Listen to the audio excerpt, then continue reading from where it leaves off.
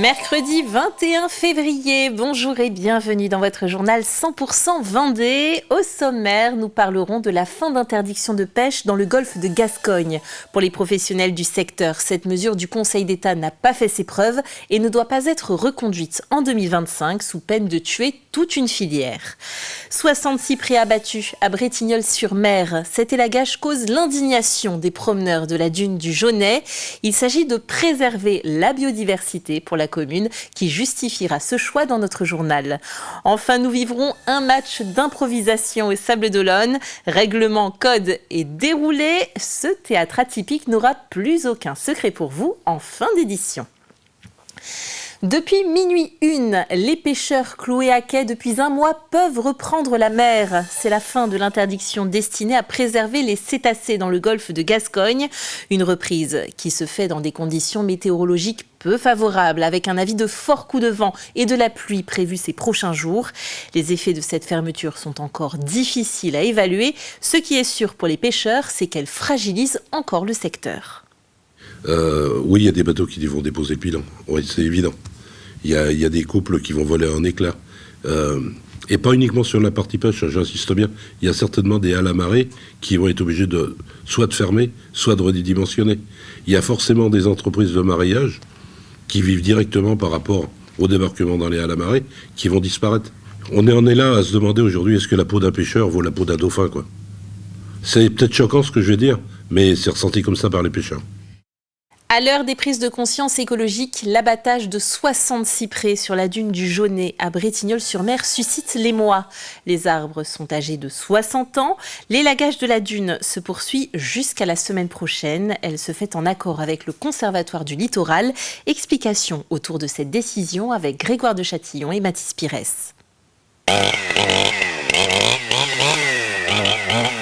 Quelques coups de tronçonneuse auront suffi pour abattre ces cyprès âgés de 60 ans. Depuis quelques semaines, inutile de venir se promener sur les dunes du Jaunet et de la Sauzet pour voir ces arbres.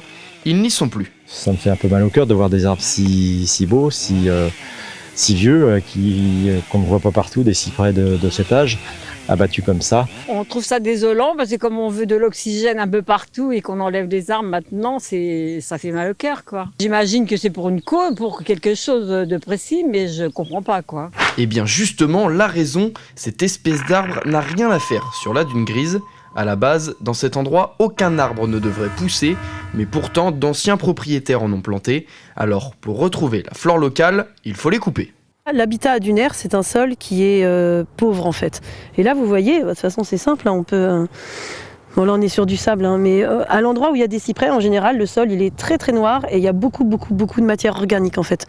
Et en plus, c'est très acide. La particularité des résineux, notamment des cyprès, en fait, c'est que du coup, ça va acidifier le sol, ce qui est très mauvais en fait pour les plantes caractéristiques de l'espace dunaire en fait. Ces plantes spécifiques poussent donc plus loin dans la dune. On va aller là. Là où les sols ne sont pas acides. La dune grise est un habitat qui est effectivement alors en voie de disparition, qui est en nette régression au niveau national, et c'est un habitat qui doit être protégé. 4 de ces cyprès sont toutefois préservés, jugés en bonne santé, ce qui n'était pas le cas des 60 autres selon le Conservatoire du Littoral.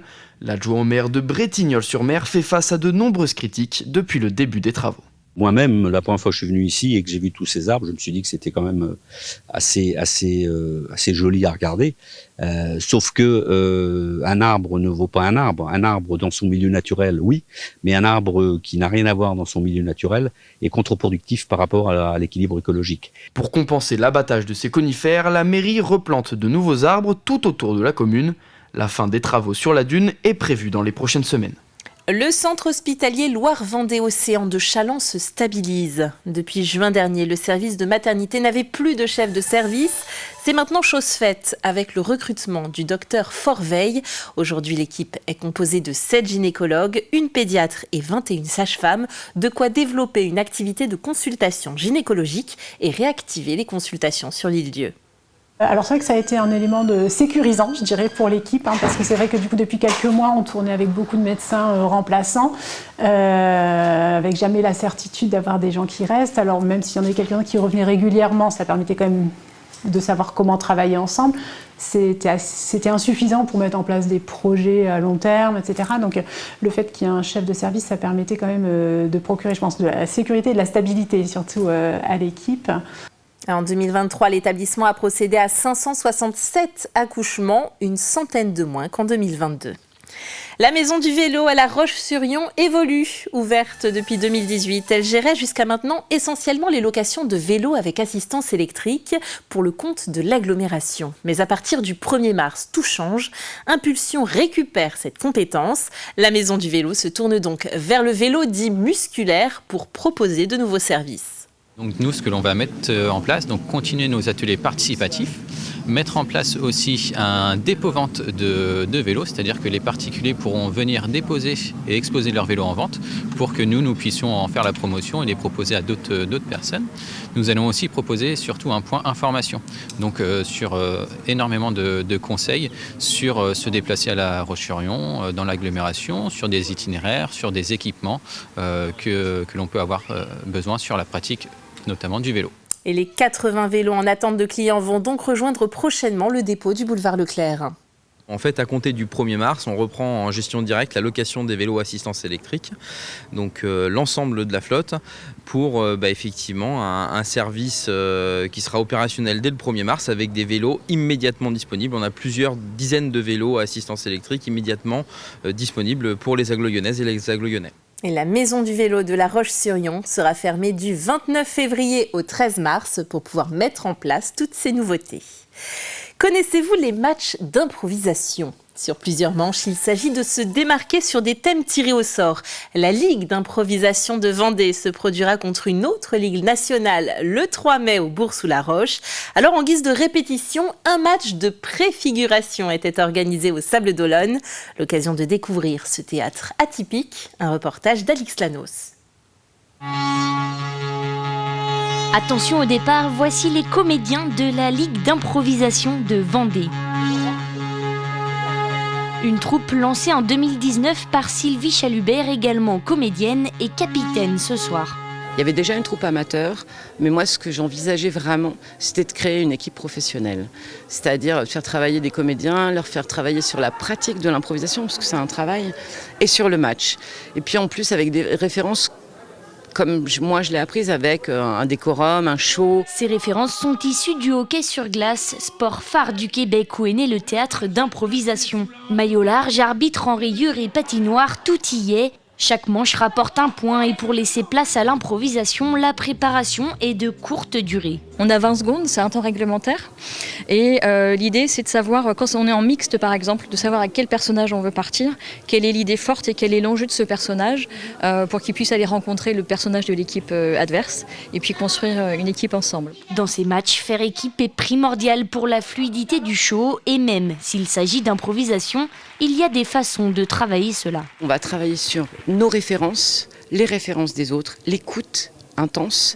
On va travailler sur le faire ensemble, sur être ensemble, sur pas prendre la place de l'autre, sur être en équipe. Après 2 heures de joute verbale, résultat final 10-9 et un public comblé. C'est super, j'adore pour l'instant. Il y a vraiment des choses intéressantes, ouais. Ah ouais, ils sont hyper créatifs. Hein. Ouais. Et il y a beaucoup de créations dans leur...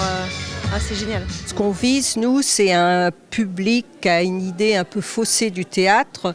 Je pense que la plupart de nous, la vision qu'on a au théâtre, c'est celle qu'on a eue pendant notre scolarité. C'est vraiment dommage. Nous, notre but, c'est d'amener tout public au théâtre de texte par le théâtre d'improvisation. Ce soir, Paris réussit. Je m'en fais exprès, j'ai appuyé sur champignon nucléaire. Oups ! La salle est pleine et les rires sont bien présents. En voile, les 9 marins vendéens du voilier L'Esprit d'équipe ont bouclé la 3e étape de l'Ocean Globe Race. Ils ont franchi tôt dimanche matin la ligne d'arrivée à Punta del Este en Uruguay. Ils étaient partis d'Auckland en Nouvelle-Zélande le 14 janvier. Ils bouclent cette 3e manche en 6e position et occupent la 5e position au classement général. Une 3e étape marquée notamment par le passage du Cap Horn. L'Ocean Globe Race est une course rétro en équipage dans l'esprit de la course originale de la Whitbread Run the World de 1973. La 4e et dernière étape s'élancera le 5 mars, direction Southampton en Angleterre, ville de départ. On est relativement satisfait. Ceux qui sont devant sont des bateaux plus grands, plus rapides. Donc de toute façon, sur le papier, on peut difficilement être devant, sauf s'ils ont plus d'emmerdes que nous, quoi. Donc c'est bien qu'on soit 5e. Ça serait bien qu'on arrive 5e qu'on finisse 5e sur ce général sur la dernière étape. Ça, c'est vraiment l'objectif, quoi. Et en tout cas, on leur souhaite un bon vent. Allez, il est temps de regarder la météo de ce jeudi matin avec des bonnes pluies qui vont continuer à arroser encore la Vendée. En 24 heures, elles auront laissé de 20 à 30 mm en bord de mer, 40 à 50 mm dans les terres, voire localement jusqu'à 60 mm. Attention aux inondations dans les endroits habituellement vulnérables. À noter la mise en alerte niveau jaune de la Sèvre nantaise à la crue en amont et en aval.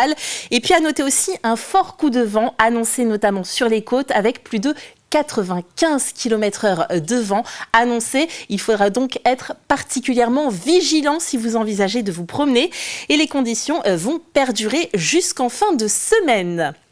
C'est la fin de cette édition. Merci de l'avoir suivi avec nous.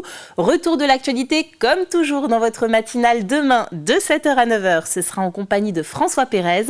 Quant à moi, je vous souhaite une belle soirée et à très bientôt sur TV Vendée.